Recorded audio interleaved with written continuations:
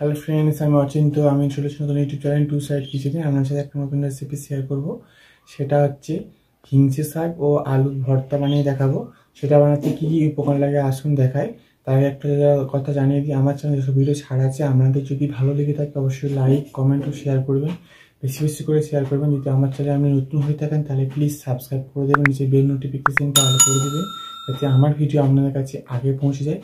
তার জন্য হিংচে শাক ও আলুর ভর্তা বানাতে কী কী উপকরণ লাগে আসুন দেখাই।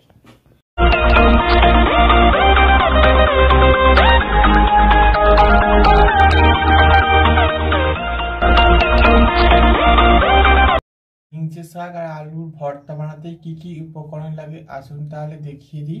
এখানে আমি পরিমাণ মতো হিংচে ভালো করে ধুয়ে কুচি করে নিয়েছি, দুটো আলু এরকম ছোট্ট ছোট্ট করে কেটে নিয়েছি, এখানে পরিমাণ মতো সর্ষের তেল নিয়েছি, দুটো শুকনো লঙ্কা নিয়েছি, অল্প সামান্য গোটা জিরে নিয়েছি, একটা পেঁয়াজ ছোটো ছোটো করে কেটে নিয়েছি, লবণ নিয়েছি পরিমাণ মতো।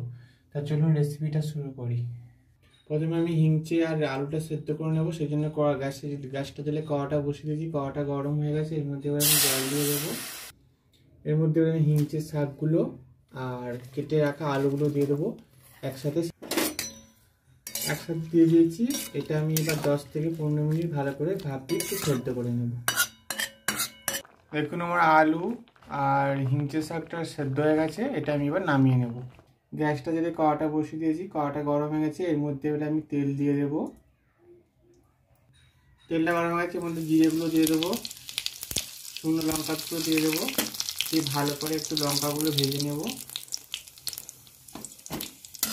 পেঁয়াজ কুচিগুলো দিয়ে দেবো, ভালো করে নেড়ে চেড়ে নেবো। আর এর মধ্যে লবণটাও দিয়ে দেবো পরিমাণ মতো।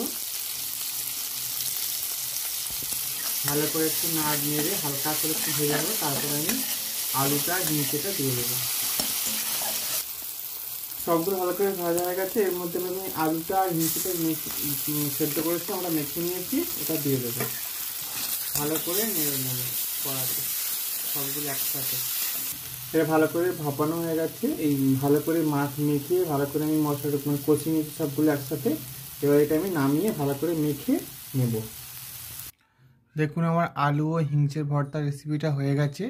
এই রেসিপিটি আপনাদের ভালো লেগে থাকে অবশ্যই লাইক, কমেন্ট ও শেয়ার করবেন, বেশি বেশি করে শেয়ার করবেন। আর প্লিজ সাবস্ক্রাইব করে দেবেন এবং আমাদের পাশে থাকবেন। চলুন তাহলে দেখা হচ্ছে নেক্সট ভিডিওতে।